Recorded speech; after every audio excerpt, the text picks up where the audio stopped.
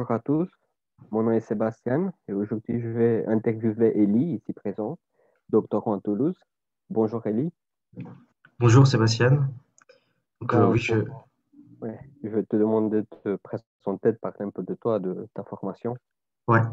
C'est ça. Je m'appelle Eli et j'ai une formation en électronique et en optique. Une formation, voilà, j'ai un diplôme d'ingénieur dans un premier temps, mais j'ai aussi un master en recherche que j'ai effectué au Québec. Et là, en fait, je travaillais sur la thématique des panneaux photovoltaïques et la fabrication de panneaux photovoltaïques. D'accord. Et en ce moment, tu es en quelle année et en quel labo? Et du coup, voilà, je débute ma troisième année de doctorat au sein de l'école Isaïe Super-Héros. D'accord, donc si j'ai bien compris, tu as commencé en 2018, ta thèse, Ouais, enfin, j'ai commencé en janvier 2019, donc j'ai commencé janvier en milieu d'année. 2019. Ouais. D'accord. Alors pourquoi tu as choisi de faire une thèse? Ouais, c'est du coup à la fin de ma formation d'ingénieur où, euh, où je me suis décidé de me lancer du coup pour une thèse évidemment, mais c'était majoritairement par curiosité. En fait, à la fin de mon parcours, j'avais l'impression que euh, si je m'arrêtais là, si j'allais travailler en tant qu'ingénieur, je n'allais, il allait me manquer quelque chose. J'avais envie d'aller jusqu'au bout, en quelque sorte, du cycle universitaire, à savoir jusqu'au moment où j'aurais produit de la connaissance scientifique. Alors, pendant toute euh, mon cursus de formation d'ingénieur, j'ai appris des choses et j'avais envie de voir comment on faisait pour produire de la connaissance scientifique. Je me sentais pas trop de quitter l'université avant d'avoir fait ça, au moins, au moins pour avoir essayé, quoi. Parce que j'avais une idée de comment ça marche, comment on fait pour découvrir de nouvelles choses, comment fonctionne le processus scientifique. Mais je voulais vraiment l'expérimenter et puis voir si ça me plaisait parce que j'avais jamais vraiment essayé. Euh, donc voilà, c'est surtout par curiosité que j'ai commencé cette thèse. D'accord, oui, c'est important la curiosité. Et en ce moment, alors, tu travailles sur quoi? Et donc, je travaille sur des capteurs d'images.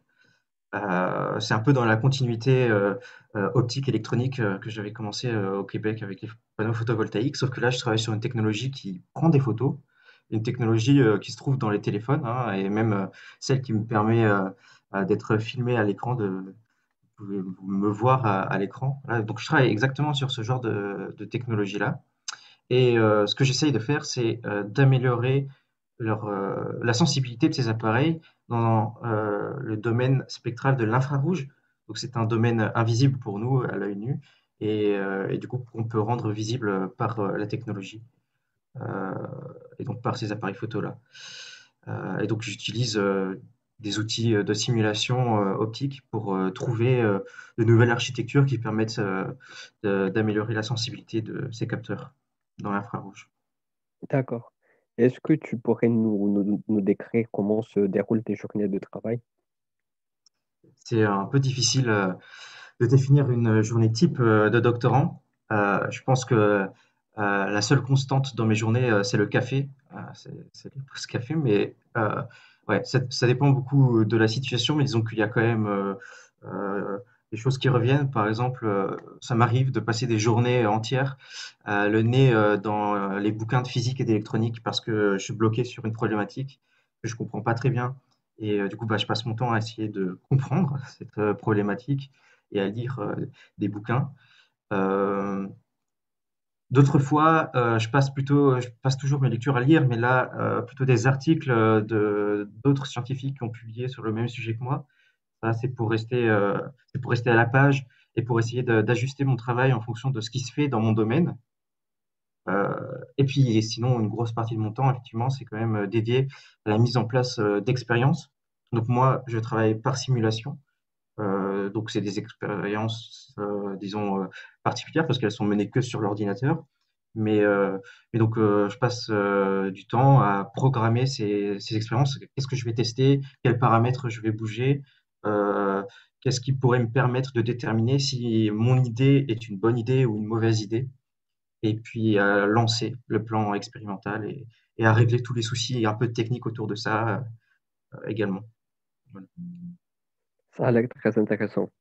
Et maintenant, peut-être la question la plus difficile de toutes, qu'est-ce que tu envisages de faire après la thèse? Euh, ouais, bah ça, du coup, j'en ai vraiment aucune idée. Euh, J'en ai aucune idée. Je sais même pas si j'ai vraiment envie de continuer la recherche après ma thèse. Donc j'ai encore un an pour me décider. Voilà, j'ai pas d'idée. Ouais, profite bien parce que ça passe vite, hein, non. Ouais. Et ta relation avec tes autres collègues, tes encadrants, ça se passe comment?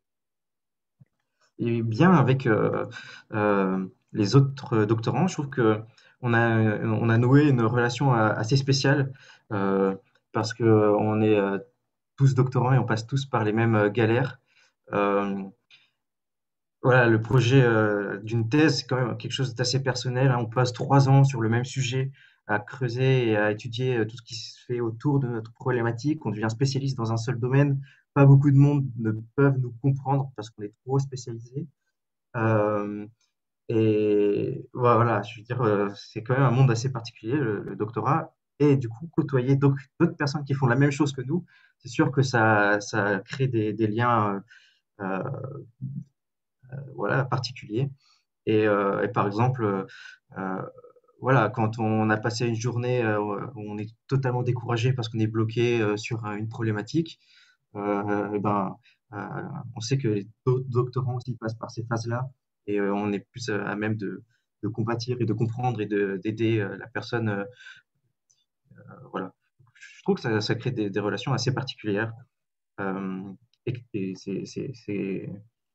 ouais, c'est cool comme relation. Moi, j'aime beaucoup mes relations avec mes collègues.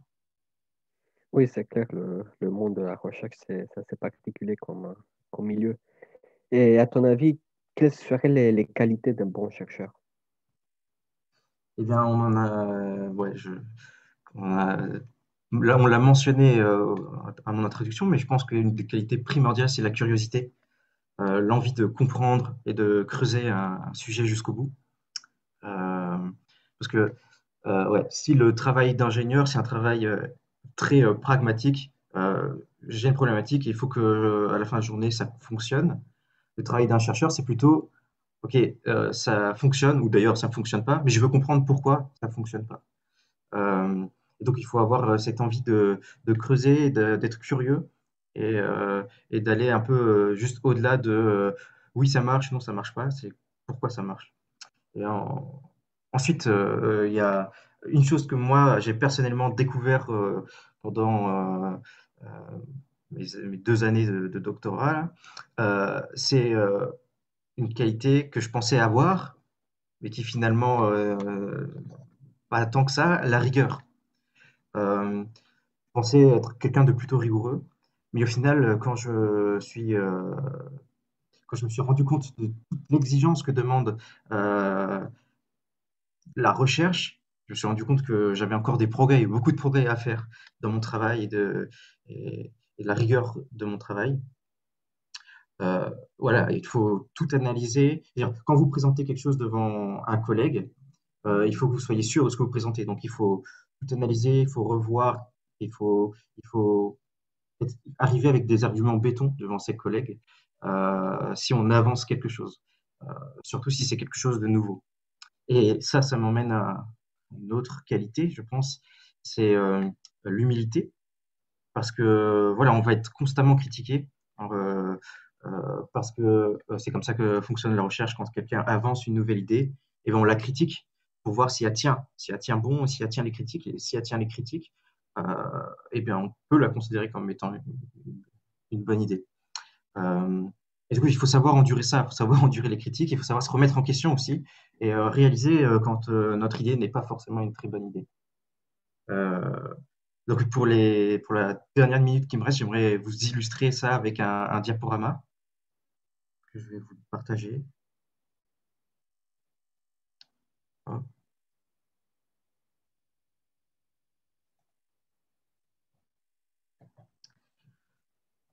Donc voilà. Euh, Ici, j'ai tracé la courbe de la confiance qu'on a en notre propre compétence au fil des années de doctorat. Et donc, Oui, comment on fait pour passer de Baby Yoda à Yoda? Et disons que la première année, c'est l'année où tu commences à avoir beaucoup de confiance en tes capacités parce que tu as lu beaucoup de choses et tu commences à comprendre un peu ton sujet et ta confiance en soi monte. Et puis arrivé à la deuxième année, tu te rends compte que oui, tu as appris plein de choses, mais tu es encore très loin d'avoir vraiment cerné ta problématique et d'autres problématiques se soulèvent. Et là, tu es dépité parce que tu es dépassé par tous les événements. Et là, la deuxième année, c'est un moment où il faut vraiment se dépatouiller et persévérer pour sortir de là et continuer et persévérer, comme je l'ai dit. Et, et donc, j'ai donné quelques citations rigolotes de Salvador Dali. La première année, c'est le moment où tu te dis qu'il y a des jours où je pense que je vais mourir d'une overdose d'autosatisfaction. Et la deuxième année, c'est euh, se sentir vraiment euh, amoindri, se sentir écrasé sous le poids de toutes les connaissances qu'il faut acquérir. Et, euh, et j'espère que moi, je vais dépasser ça parce que je suis à ma troisième année et c'est le moment où on va commencer à soutenir et à défendre sa thèse. Euh, voilà, j'en ai terminé avec mon diaporama. oui. Merci beaucoup, Eli. J'espère que tu parviendras à être un maître Yoda à Ouais, la fin de la troisième année. Bon, merci à vous tous de nous avoir écoutés. Bonne journée. Au revoir. au revoir.